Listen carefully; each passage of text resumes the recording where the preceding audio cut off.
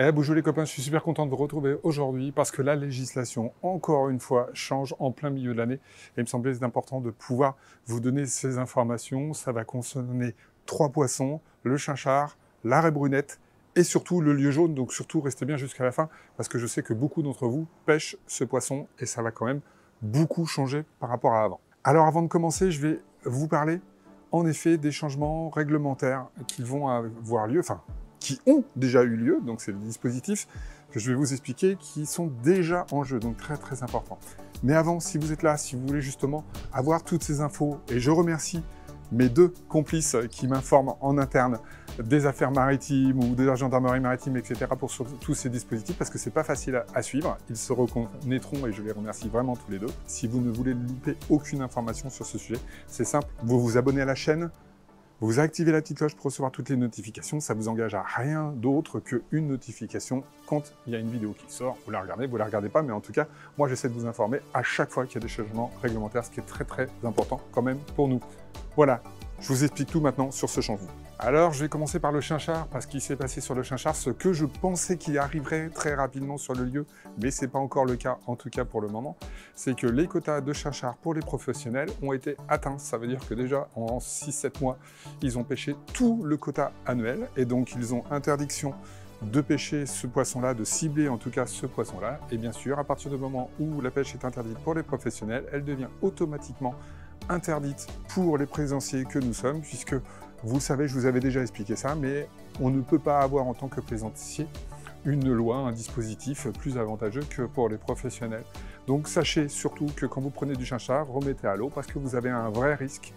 Si jamais vous avez un contrôle, le chinchard est d'ores et déjà interdit, en tout cas pour toute cette fin d'année, sur l'intégralité de la zone mer du Nord, Manche et Atlantique. Donc là, c'est simple, c'est pour tout le monde.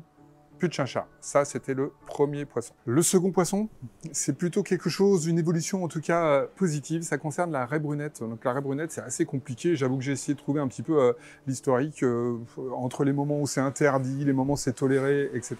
Bon, savoir que c'était quand même un poisson qui était un petit peu en délicatesse et on voit un petit peu de disparition. Donc, normal que l'on le protège. Donc là, c'est plus simple. Maintenant, on a le droit de pêcher la raie brunette, ce qui n'était pas le cas jusque-là. Alors, c'était un peu différent sur les zones. Maintenant, on peut la pêcher.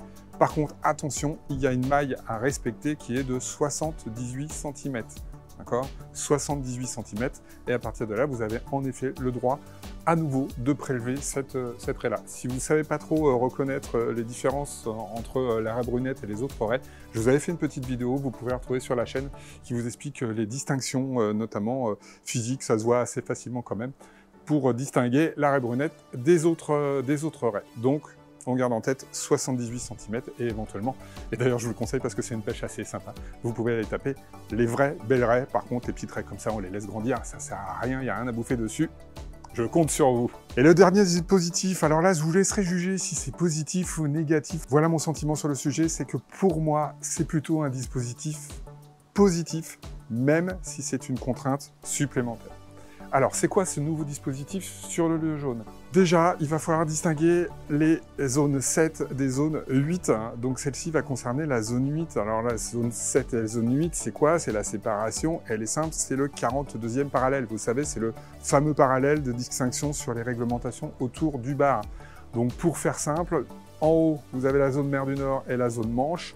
Pour l'instant, malheureusement, selon moi, le dispositif ne concerne pas cette zone-là. D'après moi, ça ne devrait pas tarder, mais pour l'instant, ce n'est pas le cas. Elle concerne tout le reste. Donc, dès le 42e parallèle, toute la zone en dessous, donc en gros, la zone atlantique. Quel est le changement?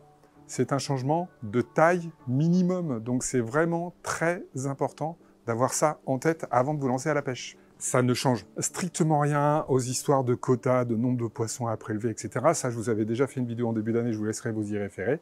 Donc là, ce qui change, c'est la taille minimum, qui était quand même ridiculement basse, 30 cm. C'est-à-dire qu'on avait le droit de prélever des lieux jaunes de cette taille-là, ce qui est quand même vraiment petit et bien trop petit.